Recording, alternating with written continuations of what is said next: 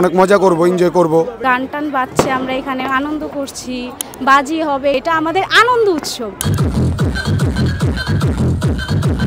সবাইকে নিয়ে একসাথে এনজয় করব। আমার ভাই ব্রাদার আছে, বন্ধু বান্ধব আছে। সকাল থেকেই ঘুড়ি ওড়ানো থেকে শুরু করে তারপরে এই যে নাচা গানা, আনন্দ ফুর্তি করে, আমরা তাদের মাঝে একটু আনন্দ ফুর্তি করি। ঘুড়ি ওড়ানোর মাধ্যমে এটাকে আনন্দ উপভোগ করে, আর যারা বড়রা আছে তারা এরকমভাবে যে পার্টি করে উপভোগ করে। এভাবে নাচ গান তো সবাই করে একসাথে আর কি সব কিছু।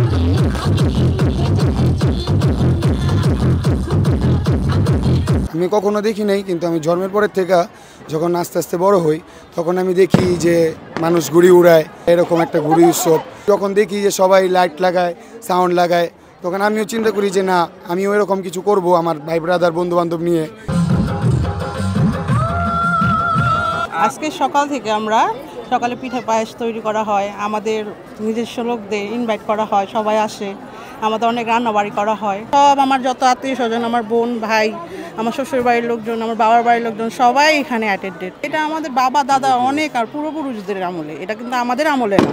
আমরা জন্মের পর থেকে এরকম রিচুয়ালটা দেখে আসছি, কিন্তু এখন আত্মধনিকভাবে সবাই করে, পরিবার পরিজন সবাইকে নিয়ে একটু আনন্দ করি। এই যে রাত্রেবেলা একটু সবাই আনন্দ করব, সেজন্যই আমাদের এটা উদযাপন করা। আমরা এই দিনে আমাদের একটা উৎসব পৌষ সংক্রান্ত, এটা পিঠা উৎসব না, এটা পৌষ সংক্রান্ত। এই দিনে আমরা বছর শেষে একটা বুড়ো বুড়ির পুজো হয়, সেই পুজোটা করে থাকি। সকাল থেকে পিঠা পায়, সবাই ডেজার্ট তৈরি করে, সবাই আনন্দ করে, সবাইকে দাওয়াত দিয়ে বা মনে করেন সবাইকে দিয়ে আমরা এই উৎসবটা শুরু করি।